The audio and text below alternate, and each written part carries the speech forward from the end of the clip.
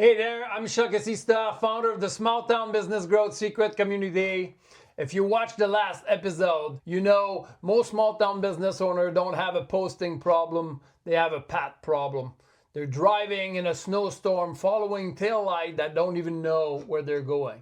And the truth is, most businesses don't need more posts, they need a map. Let's start with a brand everyone knows, McDonald's. When you walk in and order a burger, what is the first thing they ask? Would you like a Coke and fries with that? That's not a random question. That's a system. That's a map. McDonald's has mastered one powerful part of their customer's journey, the point of sale path.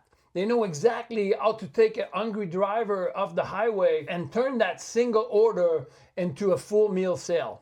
But here's where most small town business owners get it wrong.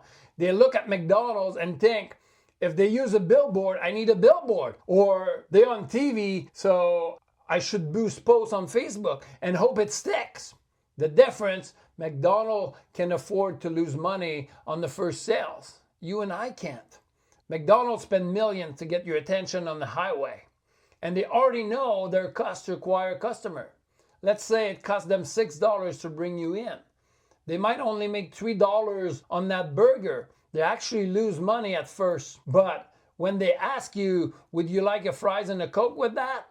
And you say yes, now they're in profit. Upsize it, more profit. Add an apple pie, more again. They're designed their entire business to break even on that burger and profit on everything else after it. That's their map.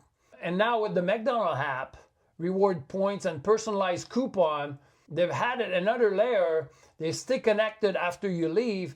Now, I'm not saying you need a app, but the principle is the same. Stay connected after they leave. That's lifetime value, the back end of the map. So here's the challenge for small town business owners. We don't have $1 million ad budget. Every dollar comes out of our pocket. So we have to be smarter. We have to know exactly where that dollar goes and what comes back. We have to track it. We have to build a map that pays us back on every step, not just the first one. That means thinking beyond the sale. It means creating offers, follow-ups, and relationships that keep people coming back, because loyalty is the small town competitive advantage.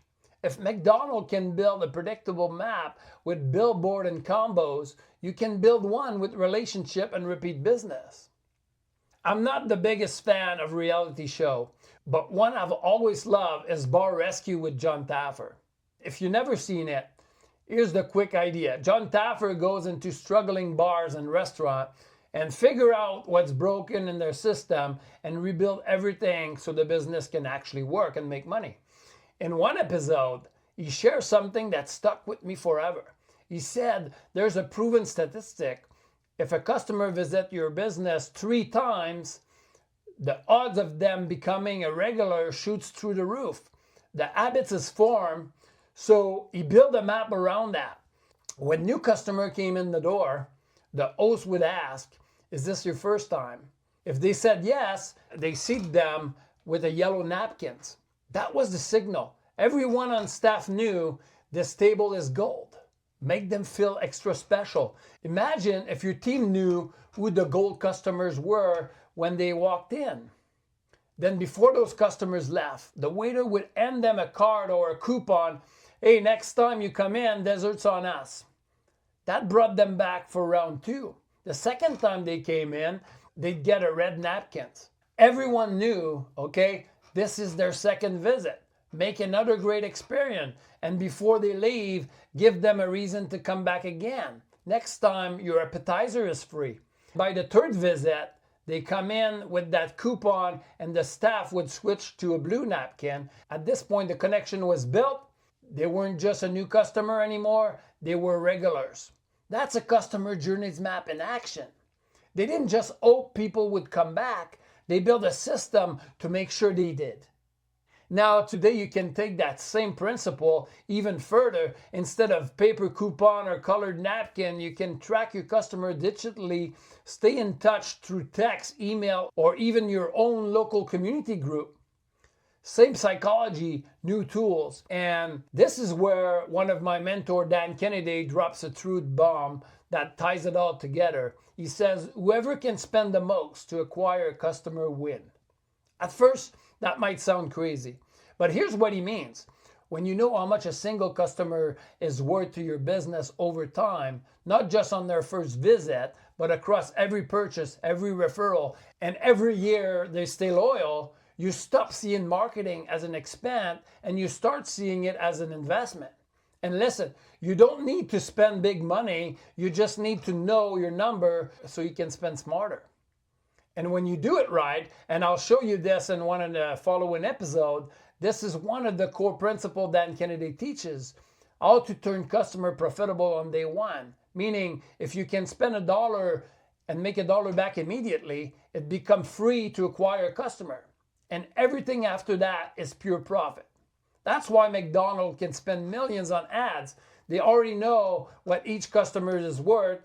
And that's why small town business owners who understand their customers' lifetime value can confidently invest in ads, loyalty program, and system because they know exactly what they'll get back. If you can spend $50 to acquire a customer who's going to bring you $500 or $1,000 over time, that's not a cost, that's a strategy. That's how you win. Imagine if you had a simple system like that in your business. One that made sure first-time customer came back again and again until they became loyal supporter. If all that did was help you gain one new lifelong customers a week, would it be worth it to setting it up? Can you see how powerful it would be if your team could tell at a glance where someone is in their customer journey? Would it worth putting that system in place if it meant you never had to rely on luck again? In the next episode, we're going to start that map right where you are inside your store, because your store isn't where the journey ends, it's where it begins. Hit subscribe, stay close, and if you haven't yet joined the Small Town Business Growth Secret community, you can jump in for free. The link is in the description below. It's where we share the behind the scene, how real small town owners are building their own customer map and turning random sales into predictable profit. I'll see you in the next episode. Your store is the starting line, not the finish, because the moment you step away from average, you step towards predictable growth.